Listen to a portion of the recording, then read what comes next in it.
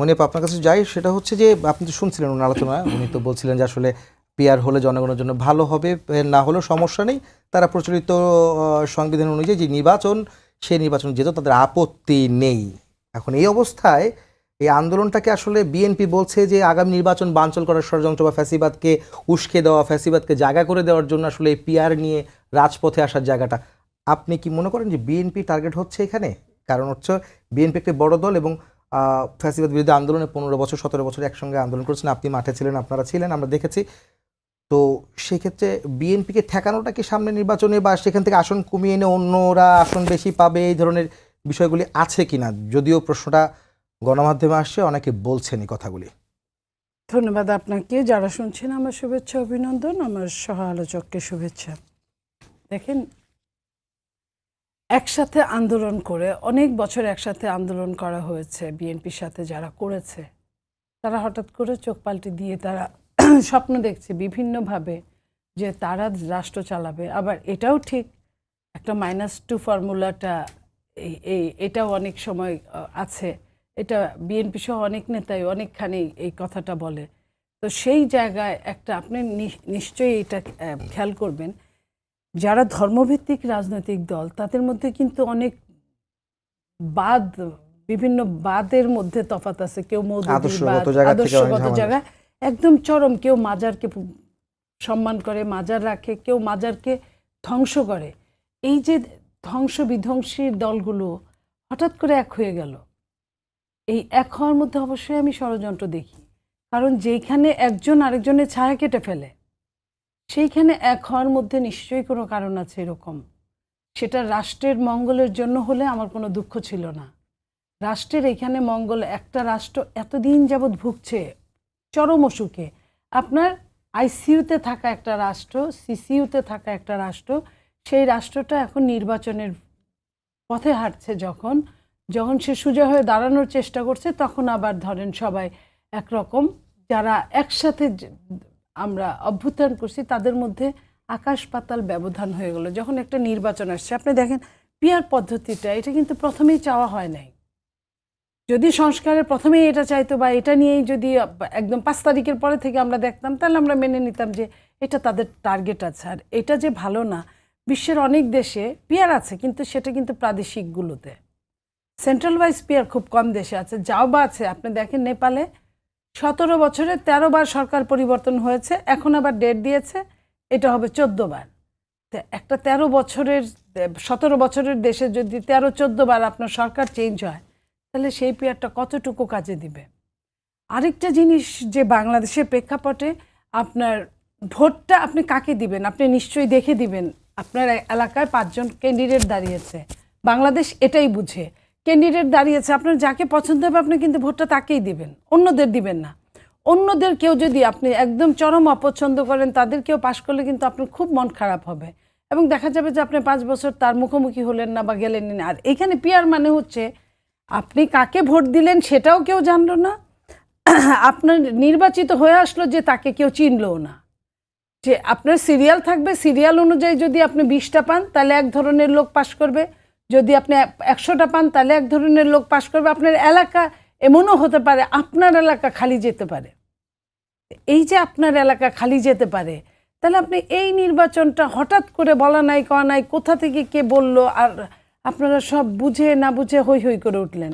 আর এইখানে কাশেমি ভাই যেটা বললেন যে উনি সালাউদ্দিন আহমেদের কথা বললেন যে উনি হঠাৎ এত এরকম বলা শুরু করলেন কেন? নির্বাচনের যে কয়েক মাস আছে তার বলা ছাড়া কি বলার আছে যে এই নির্বাচনের 4 মাস কেন, 5 বছর যদি সময় দেওয়া হয়, পিআর পদ্ধতি কি জনগণের, সাধারণ জনগণের দোরগোড়ায় বুঝানোর মতো অবস্থা থাকবে? আর আপনার এখানে 3 মাস 4 মাসে আপনি যে আবদারটা করছেন, এই আবদারটা তো বৈধ আবদার না। এই আবদারটা তো হলে আপনার নির্বাচনটা পিছিয়ে যাবে নির্বাচনে। আর দ্বিতীয়ত আপনার এই আবদারটা কোনোভাবেই রাখাও সম্ভব না, এই কারণে যে পিআর পদ্ধতি আপনার সংবিধানেই নাই। যে জিনিসটা সংবিধানেই নাই, সেটা যদি আপনি আবদার করেন, আন্দোলন করেন, হয় আপনাকে এটার জন্য আপনাকে গণপরিষদ ভোটের দরকার, আর না হয় আপনাকে ওয়েট করতে হবে আগামী নির্বাচনে যারা আসবে তারা যদি 3/2 যদি সংখ্যাগরিষ্ঠতা অর্জন করে, তাহলেই একমাত্র সম্ভব, আইদার নট। কাশ্মীর সাহেব কিন্তু বলছিলেন যে জনগণের উপকার হবে, ওনারা কিন্তু এই দাবিতেই কিন্তু পিয়ার নিয়ে সামনে এসেছেন, যেটা আপনি কিভাবে খণ্ডন? আমি বলি জনগণের উপকার হবে, জনগণই তো বুঝলো না জনগণের কি উপকার হবে। পিয়ারটা আমি আপনাকে যদি সহজভাবে বলি, কাশিমি ভাইও আছেন, উনিও শুনলেন, একটা ছাত্র অঙ্কে 100-তে 100 পাইছে, বাংলায় 100-তে 80 পাইছে, ইংরেজিতে 100-তে 70 পাইছে, সে বিজ্ঞানে গিয়ে 100-তে 0 পাইছে, কিন্তু তার কিন্তু রেজাল্ট, গড় রেজাল্ট কিন্তু অনেক ভালো। এই গড় রেজাল্টে কিন্তু সে একদম ভালো ছাত্রের ক্রাইটেরিয়ায় পড়ে যদি আপনি যোগ করেন। আর যদি আপনি মনে করেন যে মিনিমাম 33 পাইতে হবে বাংলা মিডিয়ামে, নইলে আপনি ফেল, আপনি অন্যগুলাতে স্ট্যান্ড করলেন না, হায়ার 100-তে 100 পেলেন, সেটা ব্যাপার না। তো আপনি একটা সাবজেক্ট সম্পর্কে কিছুই জানেন না, সেখানে কিন্তু আপনাকে তারা টেনে নিয়ে গেল। পিআর পদ্ধতিটা এরকমই, আপনার গড় রেজাল্টে।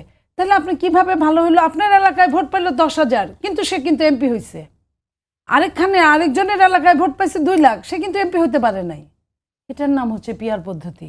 কারণ সিরিয়ালে যখন উপরের দিকে গেছে, তার নিচ পর্যন্ত আসে নাই, সে এমপি হতে পারে নাই, কিন্তু সে কিন্তু ভোট পাইছে আপনার ওইখানে 2 লাখ বা 2.5 লাখ, 3 লাখ, 5 লাখ, সে এমপি হতে পারলো না। তাহলে এই অবস্থার মধ্যে এই পিআরটা কি খুব দরকার?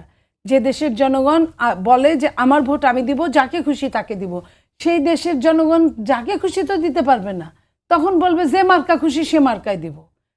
মার্কা তো আপনাকে শাসন করে দিয়ে যাবে না, ব্যক্তি ম্যানটা, মার্কাটার একটা দল হিসেবে দাম আছে, কিন্তু ব্যক্তি মানুষের দামটা কিন্তু ব্যক্তি মানুষ, এলাকা। আমি আপনার কথা শুনেছি, কাশিম সাহেবের কথা শুনেছি, কিন্তু আমি একটা জিনিস জানতে চাই, সেটা হচ্ছে যে ঐক্যমত কমিশনে বৈঠক চলছে, 2য় দফায়, 3য় দফায় কিন্তু আবারও বৈঠক চলছে। কালকে মনে হয় একটা লাস্ট বৈঠক আছে, এবং এই 15 অক্টোবরের মধ্যে ডেডলাইন আছে যে সনদ নিয়ে শেষ করতে হবে। যদি শেষ না হয়, শুনছিলেন যে আমাদের হেডলাইনে সংকটে পড়বে রাজনীতি, বাংলাদেশ সরকার, মানে সবকিছু মিলিয়ে রাজনীতিও। সেখানে ঐক্যমত, মানে যখন পিআর নিয়ে বা অন্যান্য বিষয় যখন দ্বিমত হচ্ছে আপনাদের সঙ্গে বা অন্যান্য দলের সঙ্গে, ইসলামিক দলগুলোও আছে সাথে, তখন ঐক্যমত কমিশনের ভিন্ন ভিন্ন অবস্থান ছিল রাজনৈতিক দলগুলোর। মীমাংসা না হলে বড় দল হিসেবে বিএনপি এর দায় এড়াতে পারে কিনা? বিএনপি তো আসলে চায় 15 বছর আন্দোলন করেছে একটি গণতন্ত্র ফিরিয়ে আনার জন্য, একটি সুষ্ঠু অবাধ নিরপেক্ষ নির্বাচন বা মানবাধিকার বা জনগণের ভোটাধিকার ফিরিয়ে আনার জন্য। তাহলে যদি ঐক্যমত না পৌঁছায়, যে একটা সংশয় রয়েছে, বদিউল আলম বলেছেন আজকে, এই সংশয়টা এড়াতে গিয়ে বিএনপি কি দায় এড়াতে পারে বড় একটা দল হিসাবে? শোনেন, দায় বিএনপি আপনি যদি ওইভাবে বলেন, দায় এড়াতে পারেন না। বিএনপির কনভিন্স করার মানে উচিত, এটা আপনারা বলছেন, বাট এখানে সবাই কিন্তু বেশি বুঝে, অনেক বেশি বুঝে। নর্মাল বুঝলে আপনার যে জেগে থাকে, যে ঘুমায় তাকে উঠানো যায়, কিন্তু যে জেগে ঘুমায় তাকে কিন্তু ঘুম থেকে উঠানো যায় না। এখানে প্রত্যেকটা মানুষ আপনার যে দলকে আপনার ক্যারি করে, তারা কিন্তু প্রত্যেকেই ওভার বুঝে, তারা কিন্তু তাদের নিজের জায়গায় অটল। তারা দেখেন, তারা কিন্তু ডাবল স্ট্যান্ডার্ড প্লে করছে। তারা নমিনেশন দিয়ে ফেলছে, তারা ভোট চাচ্ছে বাড়ি বাড়ি, তারা নারীদেরকে পাঠিয়ে দিচ্ছে, তারা বিভিন্নভাবে তারা কাজ করছে ওইখানে। আবার এখানে তারা পিআরের জন্য পিআর চাইলে কি ভোট চাইতে পারবে না? আমি ওটা বলি নাই, আমি বলছি যে তারা নমিনেশন সব জায়গায় দিয়ে দিয়েছে, ভোটের জন্য 100% রেডি, আবার পিআরের জন্য বলছে পিআর না হলে ভোটে যাব না। তাহলে এটা ডাবল স্ট্যান্ডার্ড হলো না? আচ্ছা, খিলাফত মজলিসও 256টা আসনে মনোনয়ন দিয়েছে, মনোনয়ন প্রার্থী মনোনীত করেছে তারা। আমি মনে আমি যাচ্ছি কাশিম সাহেবের কাছে।